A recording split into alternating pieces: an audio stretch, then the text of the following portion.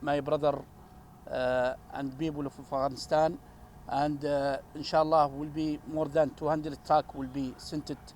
We start from today. Inshallah during 10 days, inshallah will be complete 200 truck inshallah to send it to Kabul.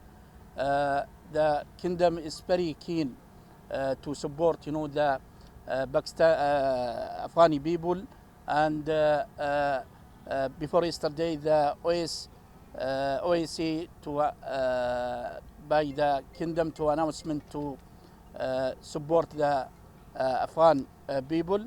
Already we start also to air bridge from the kingdom to Kabul, and already 6 airplanes to arrive to Afghanistan, and inshallah will be continue to support my brother in Afghanistan, because we're suffering now from shortage food and suffering from the winter season.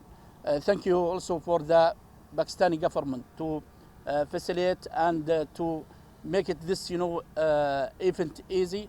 And I want to say thank you for my excellency to attend this event, and I hope inshallah for the Afghanistan stable inshallah and security and safe.